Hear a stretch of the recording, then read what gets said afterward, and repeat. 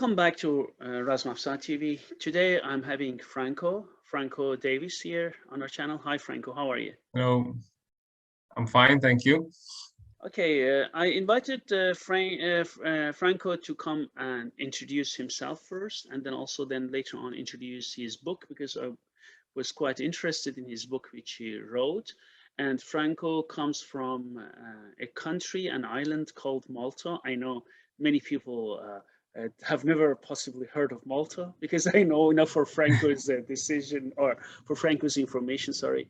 Most people who watch this channel are Americans, followed by Germans, French, and some big countries, but it could be that they have never heard or Iran, China, Russia, who watch our channel, and I'm sure many people don't even know where Malta is. Okay, I'm going to give the floor to Franco to introduce himself and tell us a bit about Malta, so people know what Malta is or where it's located. Go ahead, please, Franco. Thank you very much. First of all, I thank you very, very much for inviting me. I appreciate it a lot. Well, yes, might as well let people know where I'm talking to you from. I'm Franco Davies. I'm Maltese. My surname is British because my father is British. Because Malta is an ex-British colony in the middle of the Mediterranean. If you see the Mediterranean Sea, if you look at the world map, as you know, Malta will not be visible. It is tiny. It is right between Sicily and Tunisia. It's an independent state now, obviously, since the 60s. But there's lots of, as you can imagine, from an island in the middle of the Mediterranean, there's cross-cultural influences all over. I myself look at myself as one of the results of that cross-cultural exchange. I mean, many people in Malta are mixed race, and there's a Maltese identity, but obviously we have a strong British influence as well. As probably we will say during describing the book, there was a long period under the rule of a military order, which we all know as the Hospitallers. That's the subject of my book, anyway. I don't know, shall I tell you a bit about myself? I mean, yes, please. Introduce yourself. Yes, please. What I do in life? Yes. I'm a physiotherapist by profession. I graduated 20 years ago now. Basically, that's my full-time job. So treating injuries, human movement, all the things a physical therapist in the US is called. But my interest, when I was 16, I started ju-jitsu.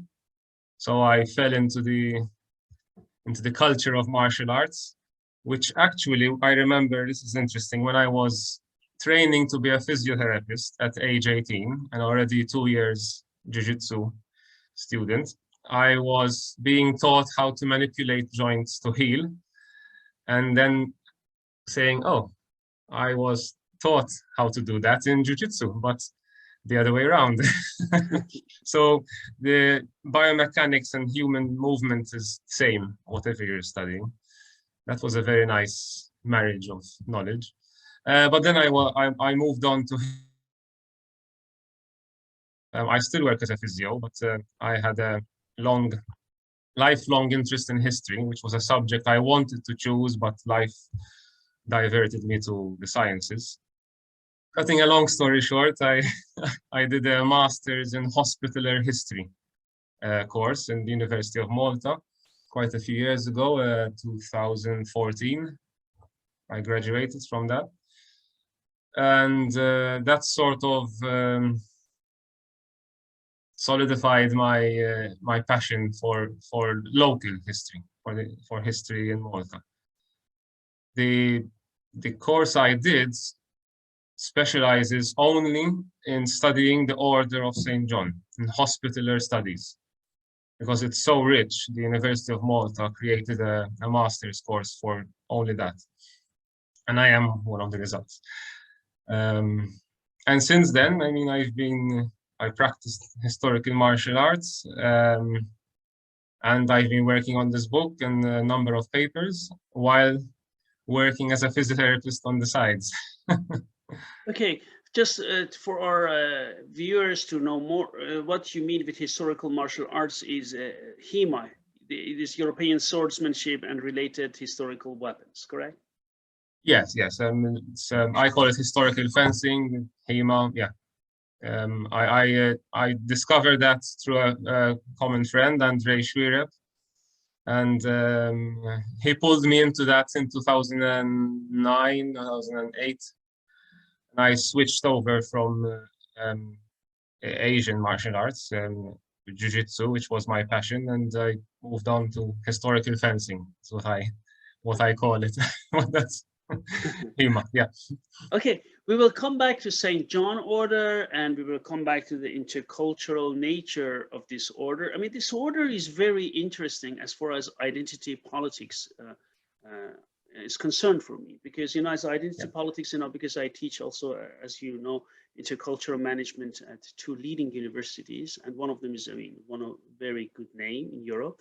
And we always talk about identity politics and which a country identifies itself. For Malta is a very interesting case. For example, identity politics in Iran is based on thousands of years of culture, like over 7,000, and then at least 2,500 Achaemenid period up to now, very old culture. Identity politics in Malta has been extremely interesting for me, because actually the order of St. John were not even Maltese, right? Am I correct, please? You know? Not at all. Yeah, and then the Maltese are proud of an order which actually came and lived in that island. Could you please, before we go to your book, tell our viewers about this? Because to me, it's a phenomenon, right? It's a phenomenon. Yes. I lived in 5 different countries and studied and taught in 39 countries, but I have never seen a single country with such an identity politics, and a very proud identity politics of people who were actually not Maltese. Could you just tell us about that a bit, right? Yes, yes. That is very interesting. I mean, the Maltese identity existed. I mean, you know, was always in development. I mean, there was always a strong Maltese identity during the stay of the order. There was a local government which fought to remain in existence. Yes. But fast forward to today, we are very proud as a nation of, most people would be, I imagine, of the order's stay, which is made of the cream of nobility of Europe. Yeah. Second sons, not firstborn sons. Yeah. Because a firstborn son would be inheriting the property and would have to stay at home. Second son, or third, or fourth, or fifth, would not have any career prospects in their own property, so they moved on to these religious military orders or to the church. So Malta was full of young nobles, and a Maltese citizen at the time could not become a Maltese national, not citizen. A Maltese-born person could not become a member of this order, which is Franco, may I come in to just, because it has been, you as an academic, that's why, excuse me, before we go to your book, because it's for me very interesting to discuss this with you. Just let us expand and give some examples. Iran is a very old culture, 7,000 years. Achaemenid period, Cyrus the Great, 2,500. Islam came to Iran 1,400 years ago. For Iranian history, Islam is only an episode, because all Iranians, no matter if they're religious Shiites or not, are proud of historical past, of Persian language, not proud of the so-called episode, right? If we go to Greece, the same thing. They are Christians, but they are proud of ancient Greece, Spartans, who were, by the way, the enemies of Persians, right? You know. And if you go to Egypt, they are Muslims, but they're proud of the historical past, the pharaohs and so.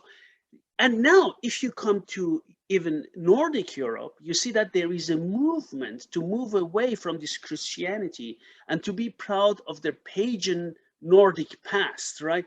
You see what I'm saying? Why in Malta, national identity is not created around Maltese culture, and around actually a foreign, excuse me to mention this to you, occupying culture. That's what I say. For me, it's very interesting to discuss with you, Yeah. because I have never ever seen such a thing in any country. You know, please take a look at Renaissance in Europe. Renaissance was created to move away from this so-called, not that I agree, dark ages, and move back to ancient Greece and ancient Rome to have rebirth or Renaissance, right? You see that every country goes back to the roots and the origins of the culture. Why doesn't Malta do that?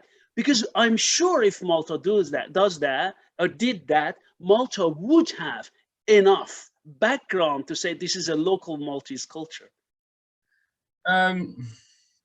Well,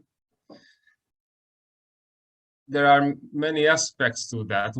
In my opinion, one of the reasons is the size of the country. It was never large enough, and population was in its thousands, not tens of thousands in the Middle Ages. And one possible reason is that the culture in Malta existed since the Stone Age, with Stone Age temples. So there was something to build on. There's always something. It wasn't uninhabited, which is still something there's a pride in. You know, I mean, any Maltese would say, we've got the oldest standing structures in the world, etc. So we're still proud of the pre-Knights history. But I think the biggest thing is that during Roman times, there is one battle which between Rome and the Phoenicians, which is famous in history, but otherwise, Malta was always a backwater at the time. It never had importance in the world. Then in the Dark Ages, in the Middle Ages, actually Maltese identity became stronger, and there was this local self-government culture, which existed quite a long time, actually, for 300, 400 years. Malta was under the Spanish Empire at the end of a series of transitions, and they governed themselves, but still a backwater. The Knights came along and spotlights over the island. All of a sudden, the small fort in the Grand Harbor mushroomed into a huge urban complex. Well, not huge, but when I say huge, it means the whole area was built up. So let's put it frank, the Knights brought money and fame to the Maltese islands. And population in Malta quadrupled in those 300 years, and along came opportunities. Malta became a name and became known because of, as you say, a foreign occupier. But keep in mind, Malta's culture has always been with a foreign occupier, with someone else ruling the country. So even though the Knights, the attitude of the psychology of the nobility in the Renaissance and the Baroque didn't give opportunity to the common person, but you know, the fact is that I'm living in Floriana at the moment. If the Knights period wasn't in existence, who knows? I mean, this would have been a village. Floriana is the suburb of Valletta, in the harbor area. After the Knights, another huge empire, the British Empire, came along. So that culture of being dependent on superior empire, superior entity continued up to the 60s, where obviously then finally we got independence. But that's culture in the grassroots. It remains. No, I mean, as you know, you don't switch it off, sort of. And now, excuse me, I'm going to burn myself. And now Germany is ruling the new empire, European Union. Yes, I was actually going to say the EU, man. But the country yes. I'm a citizen of is ruling now European Union, right? Yes. Yeah. I was going to say that actually and then in the 2000s we entered another empire. But that's a different story. I won't Excuse go into me, I couldn't skip that. You know. as a little joke, our professor of history used to tell us is that we're very lucky that we're studying hospitaller studies. Yeah. Studying are all dead, and they will not get offended. So, that's right. So I'll keep to previous generations of history. Beautiful. Okay, Franco.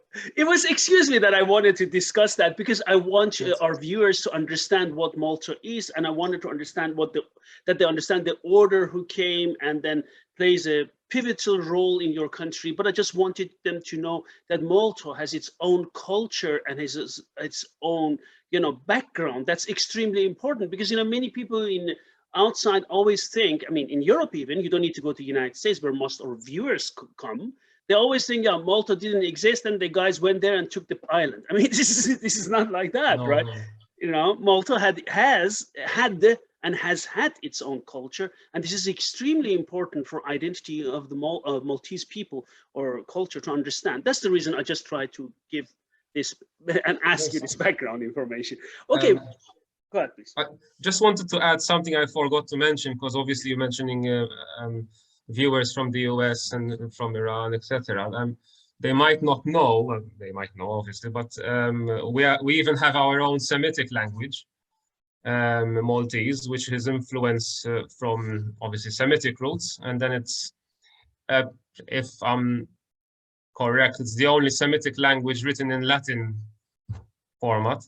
Yes, and that was present before the Knights came. We have poems and prose in Maltese, in medieval Maltese. So yeah, I mean, the Maltese culture survived this huge superstar period of the Knights, and at least, but obviously it was influenced. Yeah, I mean, heavily influenced. Yes, it has its Semitic origin, and the only Semitic origin, I mean, as a country, national language of the country in European Union. That's what we need to mention. Yes, like official language. Official, I mean, exactly. We are not talking about minorities, of course. Minorities are over. We are talking about official language, of course. That's what I mean. Okay, perfect. Could you please then share your book? So we are going to talk about your book. Many people are interested to hear about that. Okay. So you should be seeing a book at the moment? Yes. Okay. That is obviously my book. Okay. So, okay. Swords of the Religion, Franco Davies. Okay, very good. Go ahead, please. Okay, so, well, basically this is a result of the course I had made in the Hospitaller studies in 2014. Yes. For my research, which from my background, you will assume that my study, my research was in swords, since I was at the time, I still do practicing historical fencing, so I was very intrigued by the sword, but mostly, not just the sword, mostly the culture of this order and the martial culture, because I was influenced with martial culture since the age of 16. So I wanted to say what goes through these people's brain, and also the symbol of the swords. So this basically is a part 3 of a series of monographs by Heritage Malta. Heritage Malta is the national trust in Malta. It takes care of historical sites, and it has a publication range. And this is basically the result of my thesis, which I did back then. I was encouraged to publish, so this is the result. Franco, just excuse me. Is this book based on your master thesis, or is there separate? Oh, okay, it's important. Yes. The bedrock of the book is the master's thesis, but then obviously it grew from there. So I don't. This should be working. Yes. Okay. Shall I continue? Okay, yes, please. Go ahead. Okay.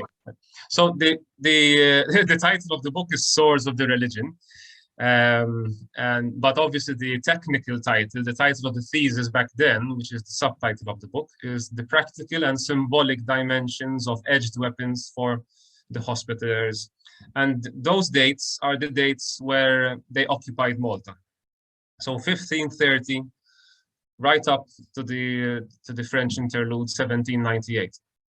Franco, before you go ahead, could you please tell our viewers why this St. John order? Because back then they were involved in crusades, if I'm not mistaken, right? So they were in Rhodos, Yes. right? They were in Greece in Rhodos, Yes. and then they were forced to Yes. move to come to Malta. Could you tell us a bit about why they came to Malta? Yes, yes. In fact, that's a huge aspect of why the Crusader ethos during this modern time, because 1530s is the pre-modern era. This was a Crusader order. It was founded during the Crusades, the first decades of the Crusades. And cutting a very long story short, they lost the Holy Land, and they in the 1300s, the Templar order was dissolved because it failed to have new purpose after losing Jerusalem, basically. But the Hospitaller order started as a hospital, and they still are today. I did not mention that. It is the only medieval religious order still in existence officially, with a Grand Master who just had a funeral of a Grand Master a few weeks ago here in Malta. Is this the person I met once in Malta? No, that is a knight of the order. Oh, okay. He is the guardian of Fort Saint Angelo, Fra Chrétien. Oh, okay. He is one of the higher levels of knights. In fact, he is a Knight Grand Cross, meaning he is part of the order's government. He votes, etc. Very nice gentleman, and he helped me a lot for the book, actually, as well. He is their librarian, very lucky for me. So yeah, the order survived through their hospitaller status, so offering free hospital care to anyone, which in those times, where good hospital care was dependent on your status and money, was regarded as quite modern, sort of. Franco, they offered... Franco, just one question to clarification. Hospital means they really offered medical services. Yes. They employed, I'm not exaggerating, it's how they worked. They employed the best doctors from all over Europe, and they even used the Arabic influence which they got from the Holy Land.